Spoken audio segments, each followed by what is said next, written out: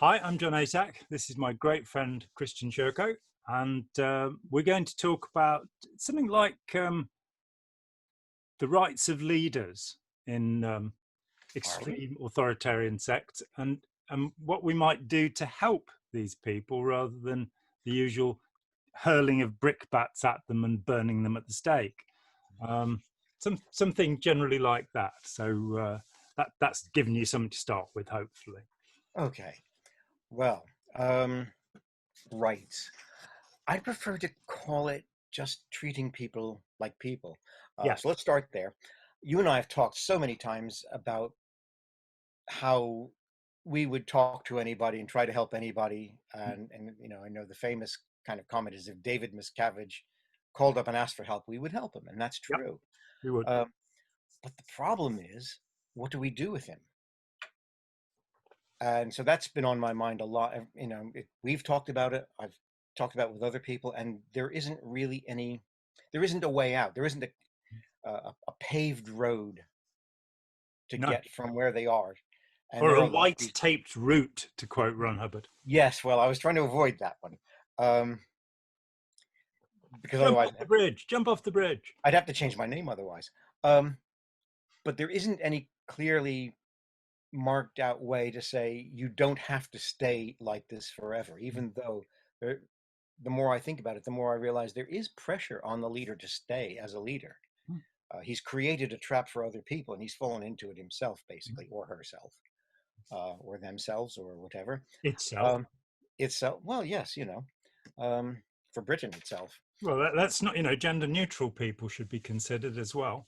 Well, I suppose that's why I like them and they and their, because it's just not good English, though, is it? And it goes all the way back to about the 12th or 13th century to use that in that fashion as a singular of undeterminate or indeterminate gender. Well, there you go. So it's good English. Okay. Well, it was back in the 12th century, but then, of course, the word oalglot was much in use then as well. But fair enough. Spike's going to go and look that up. And she's going to get even with you for saying that now. It doesn't have a 12th century dictionary, obviously. So okay. Well, there's always I won't tell her where to look it up. Okay. Well, anyway, that's my primary concern, is that when a person decides, or if a person decides they want to stop being the leader, there isn't anywhere for them to go. I mean, there are a few examples of people who've tried. It hasn't always been successful. Krishnamurti, the harder he tried to not be a leader, the more people have turned him into a great leader. And I mean, he couldn't help it. In 1923, I think it was, the Theosophical Society, having chucked his brother out for not being the Messiah, decided that Jiddu Krishnamurti was the Messiah. That meant that he was not allowed to read books because he already knew everything. And in 1923, inherits, and he gives the money away. And I longed for, this thought in Scientology that somebody would say, oh, we should give the money back, and stop this nonsense. The Theosophical Society somehow managed to continue, but was significantly affected by his departure, thankfully, because it was a disgusting, corrupt organization. Was it Charles Leadbeater, the Pope, who was what is nowadays being called a paedophile? He would have been precisely called a pederast during his own time, because it was young boys that he liked. But, horrible. Krishnamurti then becomes this sort of sophisticated world-traveling guy. He never seemed to be without money, I must say.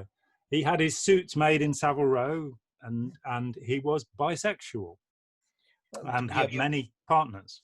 To be a proper non-leader, you have to have your suits, they have to really be pucka. Well, Ron Hubbard had his clothes made in Savile Row as well. So I think it's something we should look for among these. But Krishnamurti, to me, his message, and obviously an incredibly intelligent man, but his message seemed to be, go away and leave me alone. Yeah, and it didn't help.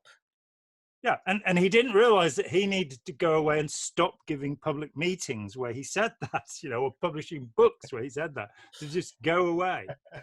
But well, anyway, but this is. I was going to say, this is him to prey upon people, sadly. Yes, but this is the essence of the problem for me, is that even even in wanting to leave, there isn't any clear alternative to being the guy everybody's listening to or the woman everybody's listening to. And it seems to me we've got to find a solution to that, because there isn't one. When I see we, I mean that in the broadest possible sense. Because right now, the best thing you can hope for if you are a leader who wants to bail out is you can either be a recluse and disappear,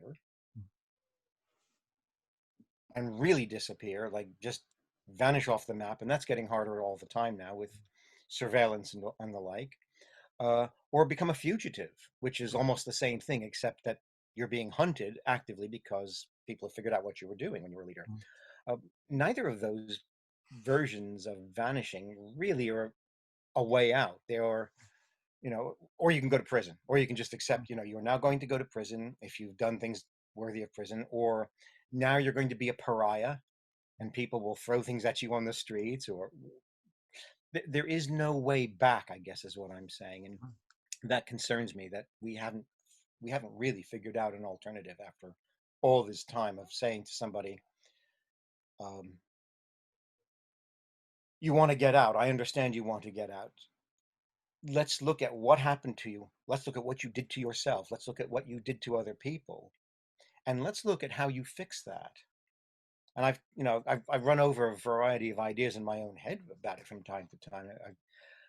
I know that the 12-step program of Alcoholics Anonymous is very controversial to some people more than others. Personally, I have seen it help people, especially people who were hardcore alcoholics for many years.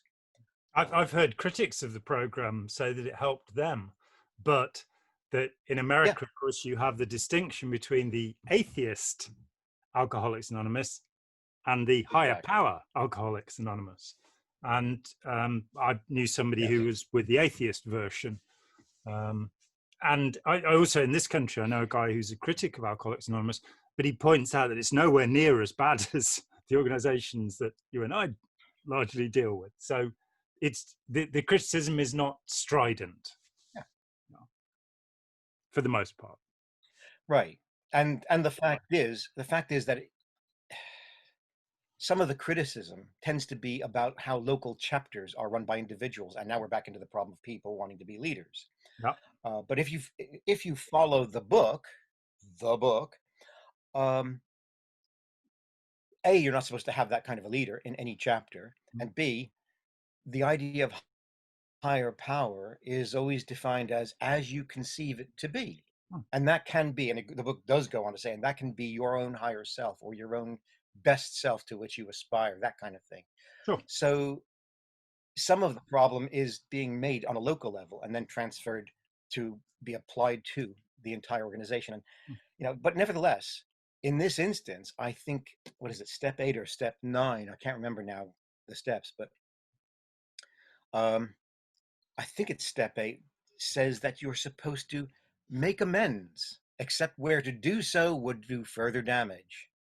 And then this led to the TV series, My Name is Earl, which comprises a cast of Scientology actors supported by... Wow. This is how bad things can get, isn't it? But there is that idea that the reason I think of the 12-step, some version of the 12-step approach in my strangest times when I think about this, the reason I think about the 12-step approach as a possible source of inspiration is because the alternative is the kind of truth and reconciliation thing you got in South Africa, which kind of let people off the hook. And kind of left the community in a total mess where the rich were still in charge. Yes. Just a few of the rich who were black people now. Yes, but that's it didn't give closure for anybody. That's what I'm getting at. That's what concerns me. There's no closure and there is no acceptance. I think it's different between a leader who creates this toxic environment and the followers who are drawn into it and may or may not participate in some of the toxicity.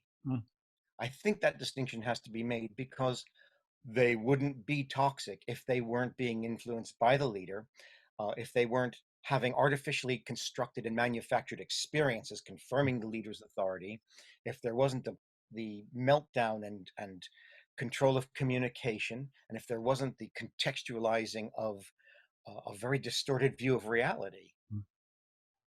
And that's all coming out of the leader. Yeah. So I think that distinction for me has to be made, that the leader has got to take responsibility in a way that I wouldn't expect anyone else to take, because they were pulled into a situation. He created, or she created the situation. And that's why I look at 12-step, where it does say take responsibility for the things you've done. You don't just, oh well, that was the past, and the past is the past. You can't. I don't think for the sake of the followers, and I don't think for the sake of the leader himself or herself, because I have seen on more than one occasion leaders forced by usually legal trouble to, well, the group has been disbanded, I'm no longer leading anybody. 6 months or a year later, they pop up with some slightly different wheeze. They're like We're con men. called the Church of the New Faith now in Australia, not the Church of Scientology, for example. Yes. And this, well, Guru Maharajji, he embarrasses himself to the point where, was it 1980, he renames himself Prempal Singh Rawat, and declares that he's no longer the Lord of the universe. But he's still giving teachings. He's still teaching people to do all the same stuff. It's just that he's now with elbow rests and their thumbs in their eyes. It's just that he's no longer saying, I'm the Lord of the universe. I'm just but I am a spiritual master. Mm. But I have met people, and then the movement changed in 82 or 83 to call itself Elan Vital. Yep.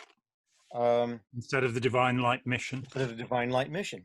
Mm. But everything else stayed pretty much intact. And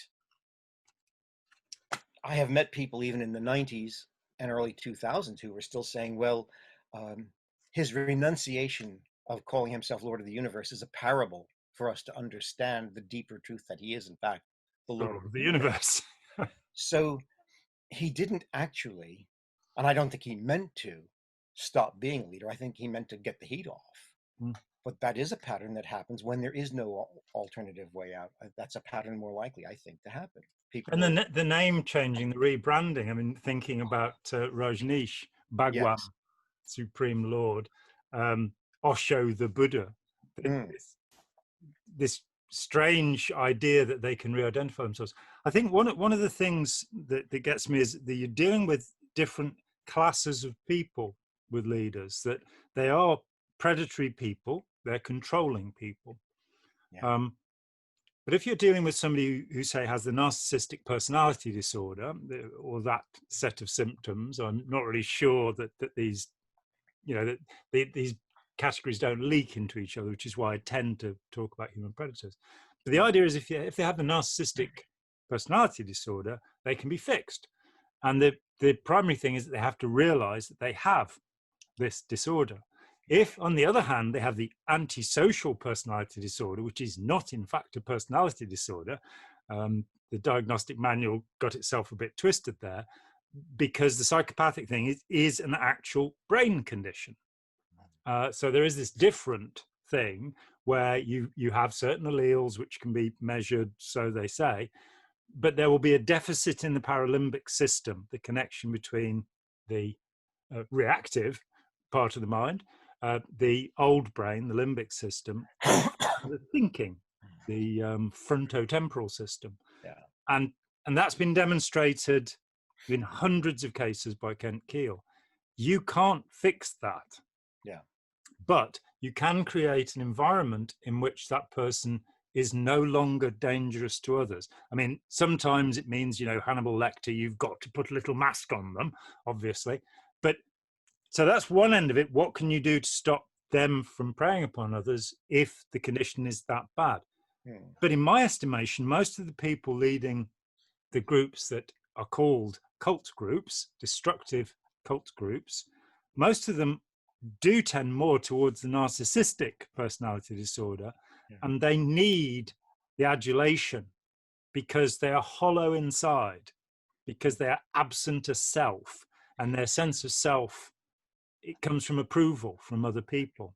And that transition is into what what we in the real world call growing up, where you stop being an 8-year-old and, you know, realize that you can develop a self and you can have feelings towards other people rather than just being, you know, the Lord of the universe in some solipsistic way. That transition, I believe, can be made, but I can't offhand think of any examples of it. I think I can help there a little bit, but it's sort of cheating because, Oh, go on, cheat. okay, I'll cheat. On a couple of occasions, through a variety of, and it's only been a couple of occasions, through a variety of means, or I suppose I should say few because couple is two. I've had someone referred to me who was right at the cusp of beginning some kind of movement around themselves. Mm. And I was able in all of those cases to talk them through what they were doing, why they were doing it, and what it was going to do to the people around them, and what was the likely outcome down the road based on what I knew of groups that were now in existence. Yeah. And because they were reached so early, it was possible. There was one very dramatic occasion where the next day after a conversation I had with a young man who was about to start his own thing, and he was actually beginning to have some success drawing people to him. The very next day, somebody commented that they had come across him and he'd actually gone to these people and said, all that stuff I was talking about, it was wrong. It was wrong. You shouldn't be listening to it. You shouldn't even pay any attention to it. I was wrong, and I'm sorry. This is Just hold me over. Ouspensky's deathbed statement, having, you know, set up his own group apart from Gurdjieff on his deathbed. It said that he said, he basically said, you know, none of it is right. Start with something simple, start with something you know, and thereby created 3 groups: the ones who walked away, the ones who continued to follow, and the ones who tried to adapt the Ouspensky method. But he waited until the last moment. Ah, well, this young man actually took on board what we talked about. He thought it through, and he stopped. He just stopped. But that is so rare, and I really do believe it was because he had people who cared about him enough to say, we've got to stop him now. We've got to try and get across to him what he's doing. And fortunately, I was able to say the right things to him at the right time. But that is so rare. These guys and women who set up these things, they don't have anybody there who refuses to be a sycophant and refuses to say, oh yes, you're wonderful, you know. And we all respond to being told we're wonderful in some not very healthy ways if we're not careful. Yeah, including the production of testosterone. Well, yes. So testosterone corrupts an absolute testosterone, absolutely. And that's, you know, just as a side, the notion that Engels put forward that the world would be a better place if women ran it, and the example he gave was the Iroquois, Northern Iroquois, and what he didn't know was anything about the Iroquois. They were indeed, they're a matriarchal society, but they were a warlike society. When they finally came together and the 5 tribes, eventually the 6 tribes, formed the Iroquois Confederacy, they did so they could wipe out the Mohicans, as Daniel Day-Lewis has shown us. So their forms of torture, their whole thing. In looking at women who've become leaders, Margaret Thatcher, Golda Meir, Indira Gandhi, to me, there is no sexual differentiation anymore. They are leaders now. They are neither man nor woman. They're being fed so much power and so much authority, which leads us to Ira Chalef's idea of courageous followership, that we live in a world which is about authoritarianism, which is like, oh, well, you're the boss and you tell me what to do, rather than in a world where we are collaborating and cooperating. And that's part of how to change a leader in bringing them to the understanding that, what was that line in the Holy Grail? How do you know he's the king? He's not covered in shit like the rest of us. That there is no, you know, phenomenal, wonderful, blue-blooded difference about any human being, that we are all human beings. and that we should be able to deal, in parity with each other on the same level, rather than somebody being, well, through the divine right, I am James the First King of England, or James the Sixth King of Scotland, depending where you go. That pulling somebody down a notch back into the human race and out of their pretense of superhumanity is one aspect of this problem. Yeah. Counterbalancing that is the desire that so many people have to find a hero. An authoritar. Yeah. Yeah, an ideal in the way that we project. I'm not much into Jung, but Jung did talk about this aspect of projecting ideals into people, as well as projecting our own problems and things onto others.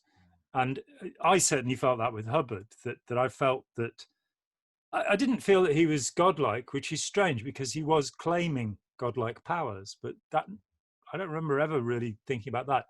I imagined that he would be, as you say, a higher power, that he would be the perfect me, that he would be, that was something I could aspire to, right? Like a son following a father.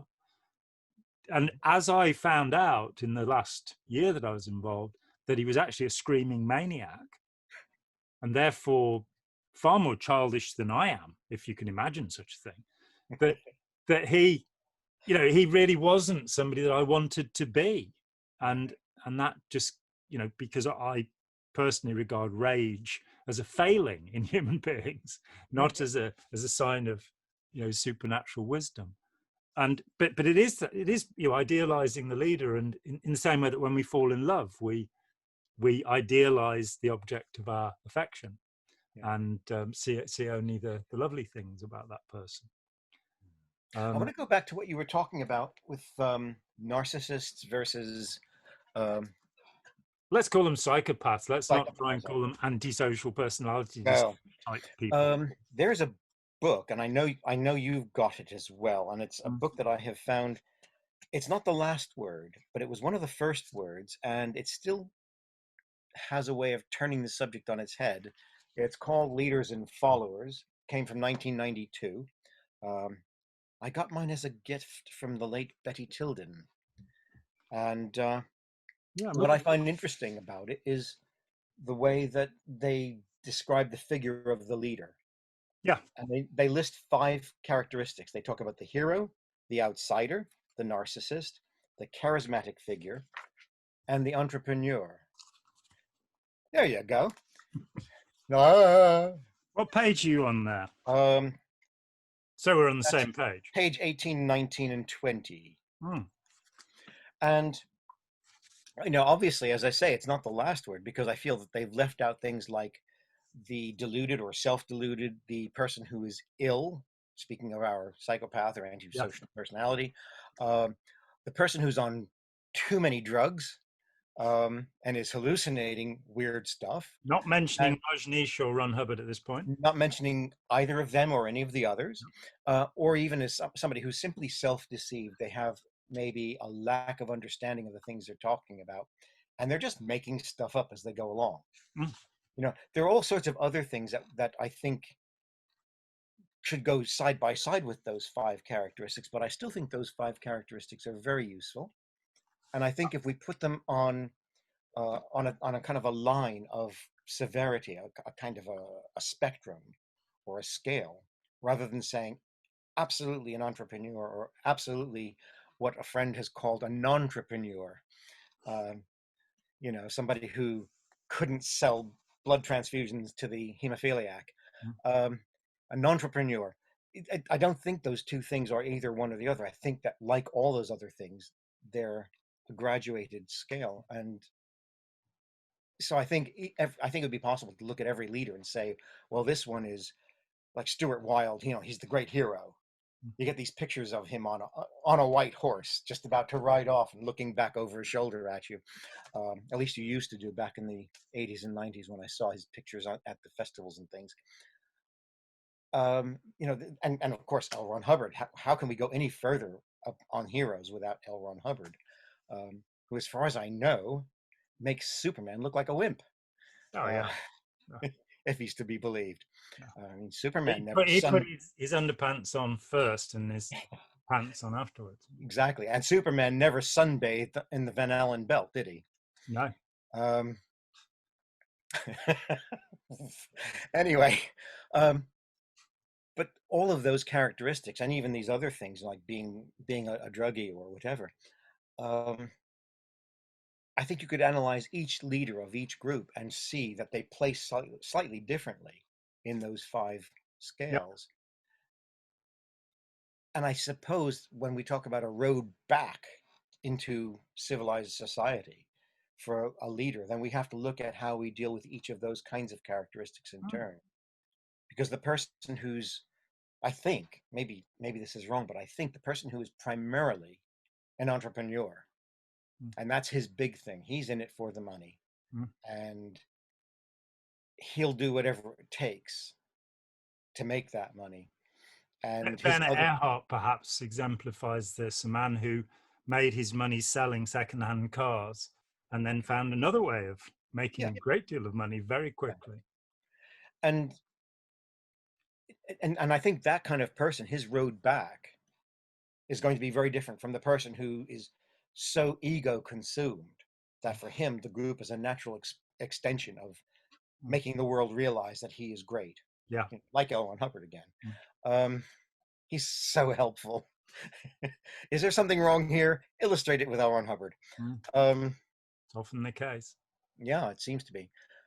So I'm just not sure. I've got so many questions. How do we reach leaders with the possibility that if they have that final moment of realizing they've boxed themselves in Mm. and they can't get out, Mm. how do we let them know that there are people who will help them look for a way out? Mm. And how do we provide that? It's one thing to say we've got it, it's another thing to actually have it. And I would, Yeah. this is something, I'm full of questions, and I I just don't have enough answers. Um, but there's got to be some way of saying to people, you don't have to keep doing this. Mm. And being reviled and hated and um, becoming a fugitive isn't the only alternative. Well, maybe if we take a side route into Eric Fromm, as I do during every conversation I have during this last year, Yeah. Eric Fromm gave us the term narcissist in its modern usage, malignant narcissist, in a book called The Heart of Man, published in 1964. And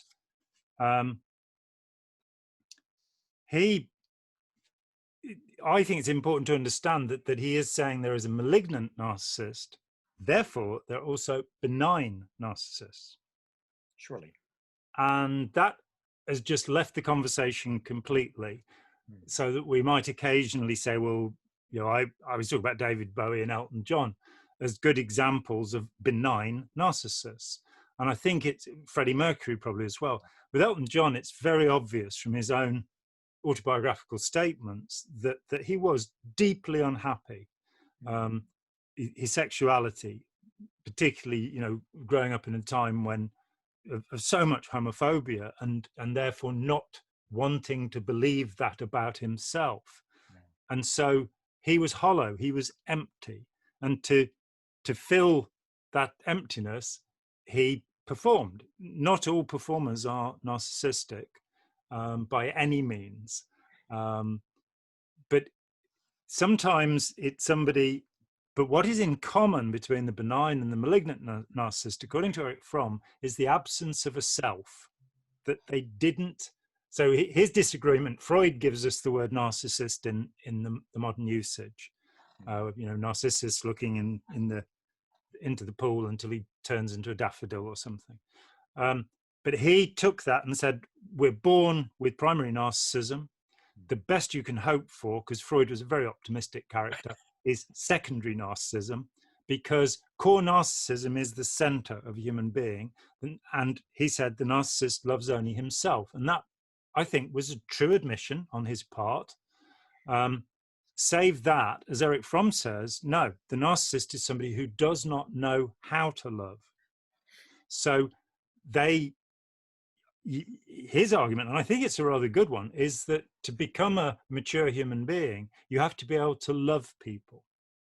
And you also have to be able to love yourself. I'd rather think about liking myself, because it seems a bit narcissistic wanting to love myself, but it's just a matter of words. But that hollowness, that, are the people around me approving me? Am I saying the right thing? Am I wearing the right clothes? I've got the car that I ought to have, which actually characterizes the majority of the population, unfortunately. Yeah. That people are looking for that approval. For me, growing up, becoming adult,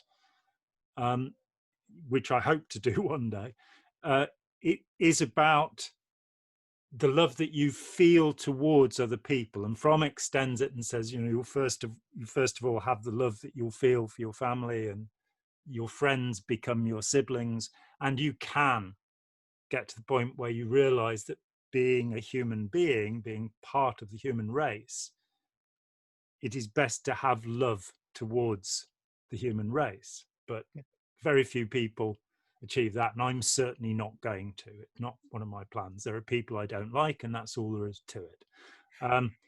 No, it's not. As we've said, if David Miscavige called me up, as long as he didn't shout at me, which he tends to do quite a lot, I'd be very happy to talk to him.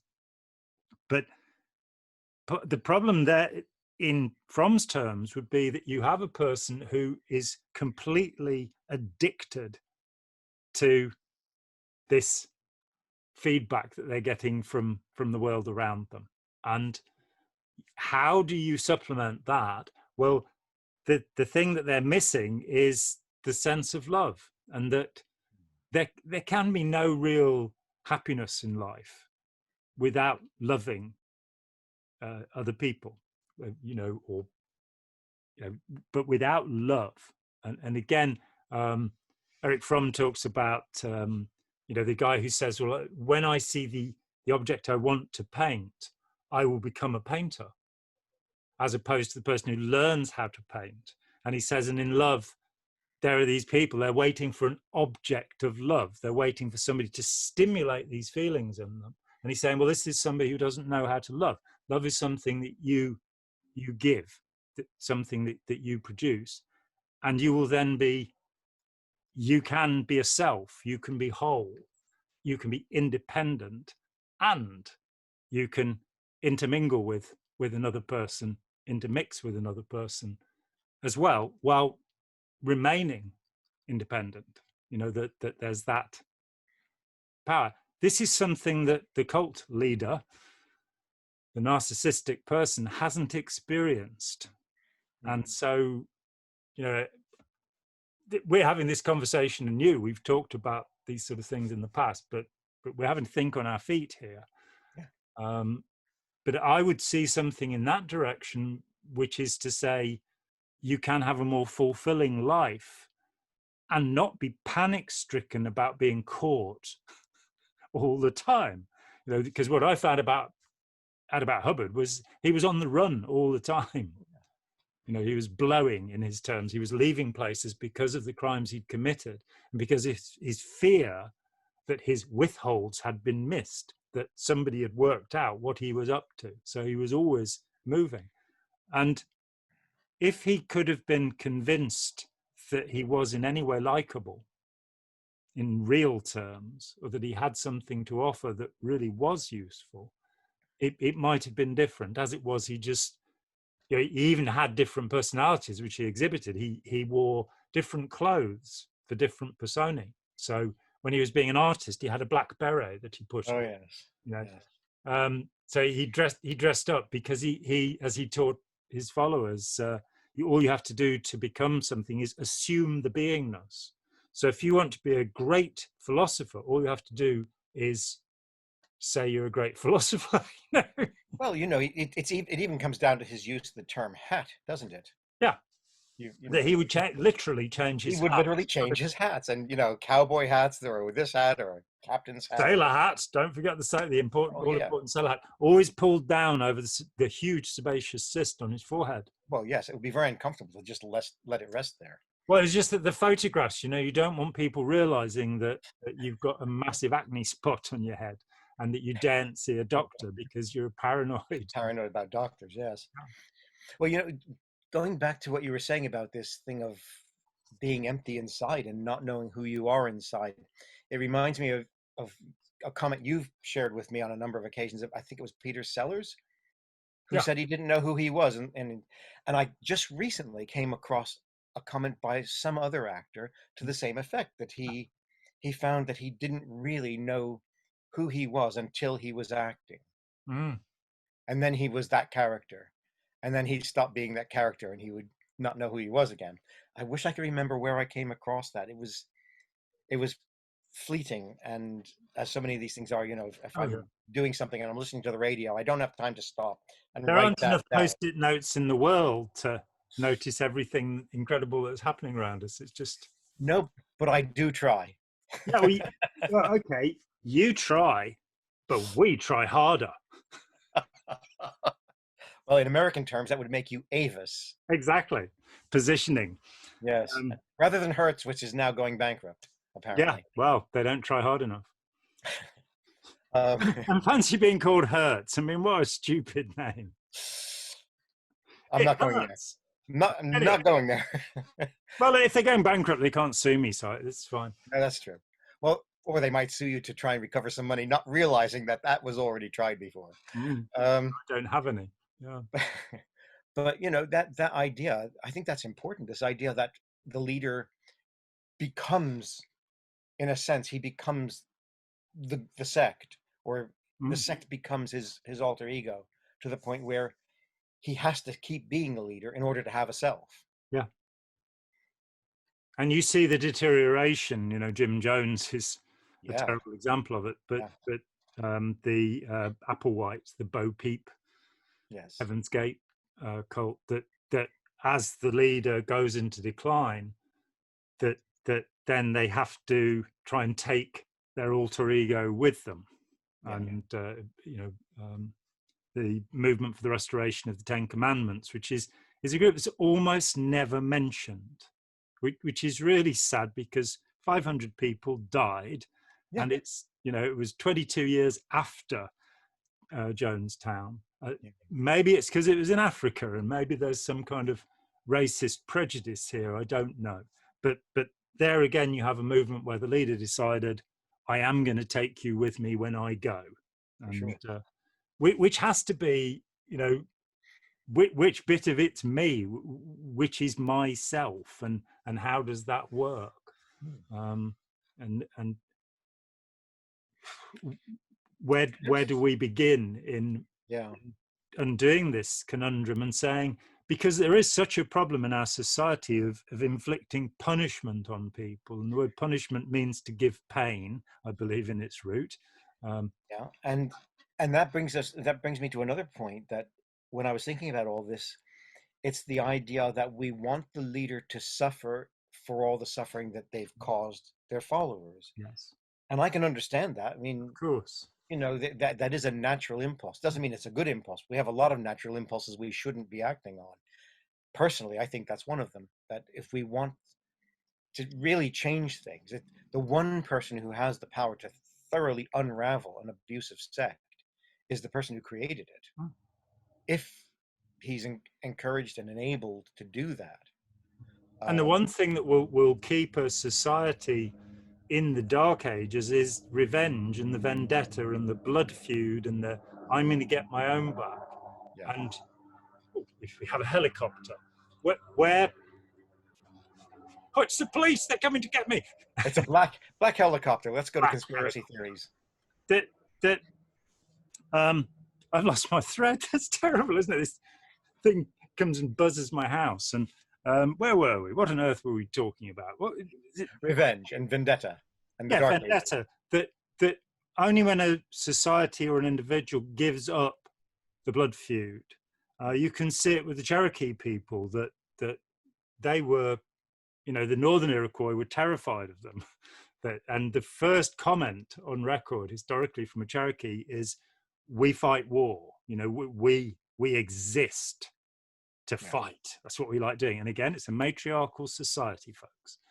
And they the realization comes within these people that they're not going to be able to fight the Europeans. The Europeans' weapons and numbers are too much for them.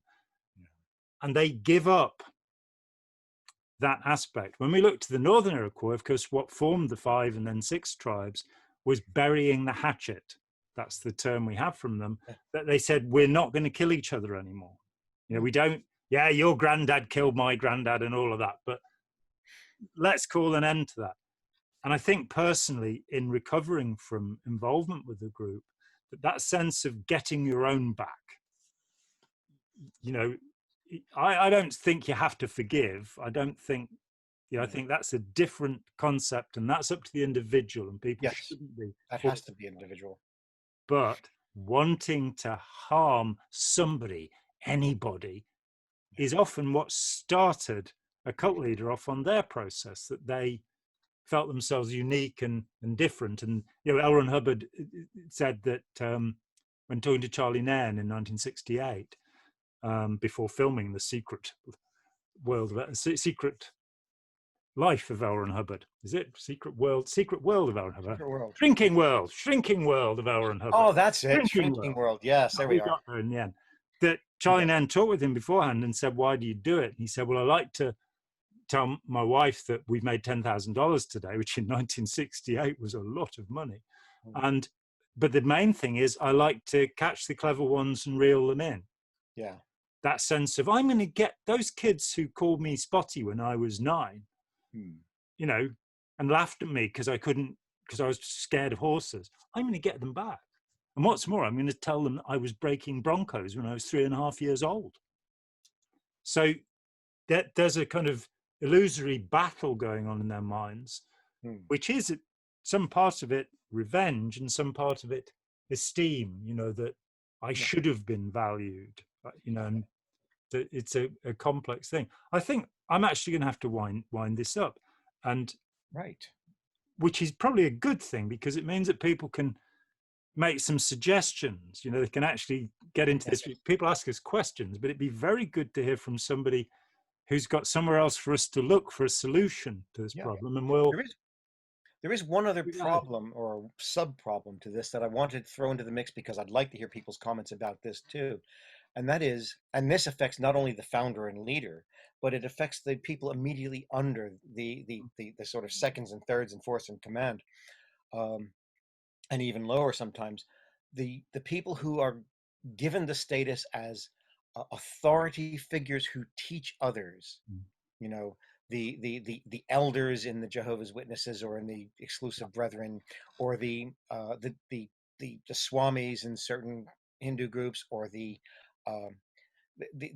Dharma teachers in certain Buddhist sects, and those people who have that power, but they end up abusing as well. The thing is, though, they have the power, they have the authority, they have the recognition of knowing what they're talking about. They come out, and I've seen this so many times, they come out and there's a kind of urge to go back to doing what they were doing, but outside the group. So the guy who was the Bible teacher in the sect still thinks he should be teaching the Bible. But the fact is that what he was teaching was the problem. And so he's stuck, because the only thing he knows how to do is to reproduce the problem in the teaching. Or the guy who was supposedly a Dharma teacher, and there are certain groups where the Dharma teacher was the problem, was abusing people in various ways. Scientology is, you know, the stream of people, Darfrey John, Harvey Jackins, Charles Berner, who founded their own groups and carried on in some way, pretty much emulating Hubbard. And, you know, I mean, Harvey Jackins' co-counseling was used by the Open University, the largest university in the world, for years. And my attempts to convince them that they were selling Hubbard's Dianetics failed. Then Jackins was charged with sexual abuse. And suddenly the method vanished. But yes, that there's the underlayer who then go off and commit more of the same. And even if they try to go into something mainstream where there is no harm present, they don't tend to re-examine what they've been teaching and where it took them. And clear it out. So you get people who still think that they ought to be spiritual teachers or spiritual leaders under somebody, but now there isn't anybody to be under, but they're just reproducing that same, I need to be a leader.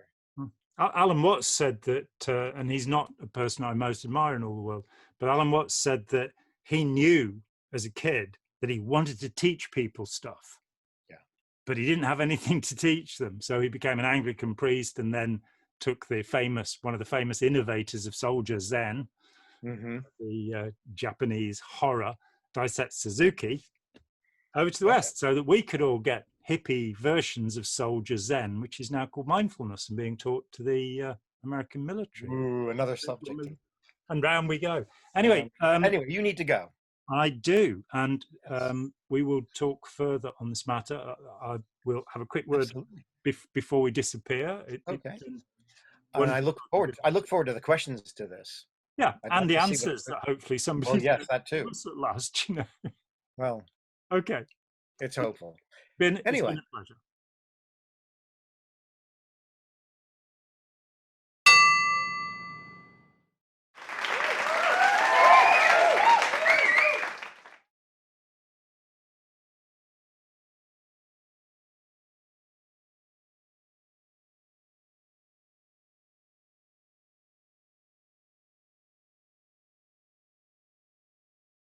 You try, but we try harder.